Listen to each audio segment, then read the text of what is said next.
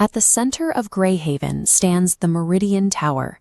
Officially, the building has 47 floors, but every night at 3:03 a.m., the internal tracking system registers a lone elevator moving upward.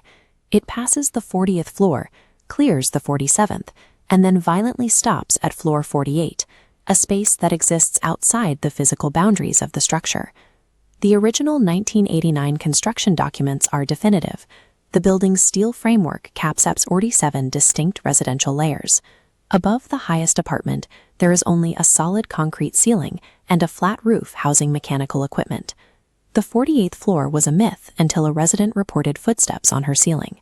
An elevator computer inspection reveals why. Hidden programming commands directing machinery to floors 48, 49, and 50. These footsteps above the 47th floor are supported by hard-coded digital infrastructure. This is a documented spatial impossibility that actively challenges the physical constraints of reality.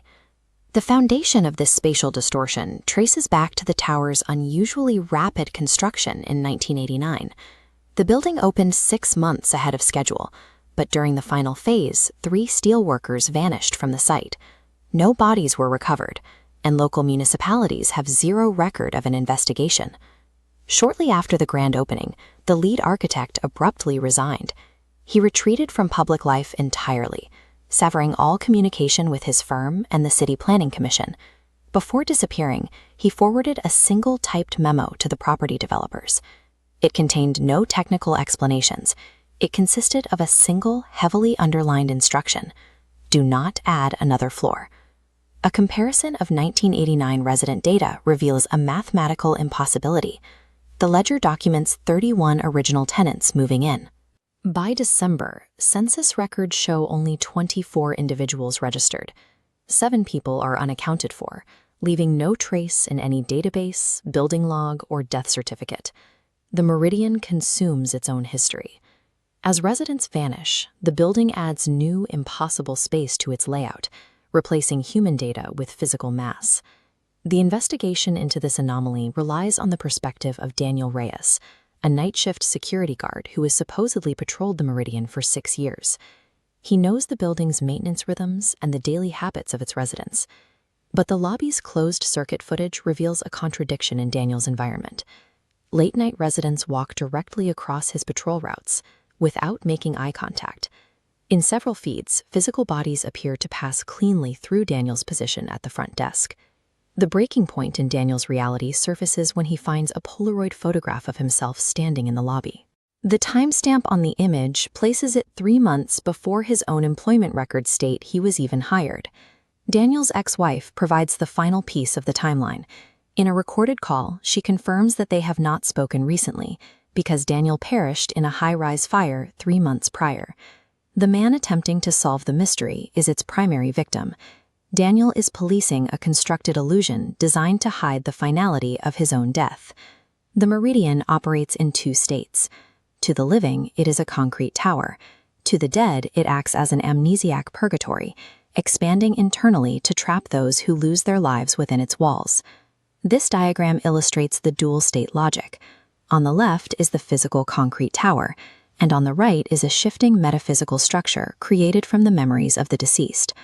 The 48th floor is built from psychological remnants. The trap functions through cognitive erasure. The environment acts as a reset switch, wiping short-term memories and returning victims to total ignorance. Behind the security desk, Daniel finds a stack of logbooks filled with his own handwriting, detailing these same discoveries on hundreds of previous dates he cannot remember. His current investigation is merely the latest iteration in a cycle he has lived repeatedly. The architecture weaponizes trauma. By continuously resetting a victim's memory, the building ensures they remain imprisoned by their own refusal to accept reality.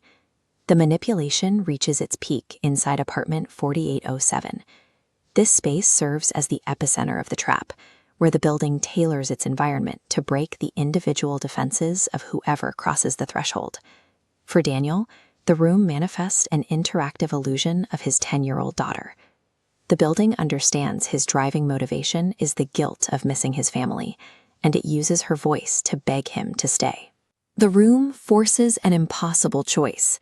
He can accept the comforting illusion of his daughter, or he can reject the lie. But choosing the comfort guarantees he will remain locked in the amnesiac loop forever. Daniel finally acknowledges his own death. The moment he surrenders his desire to return home, the illusory architecture shatters, and the hallway collapses into darkness. Escape requires severing all attachments.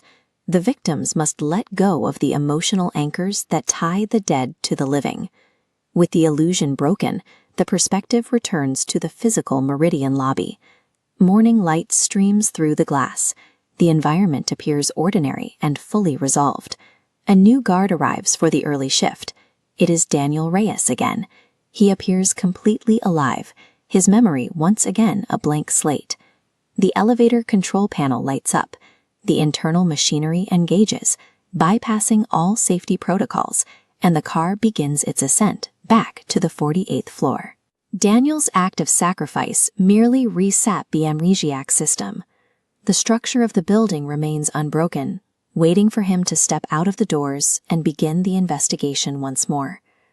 The meridian is a monument to the inability to let go.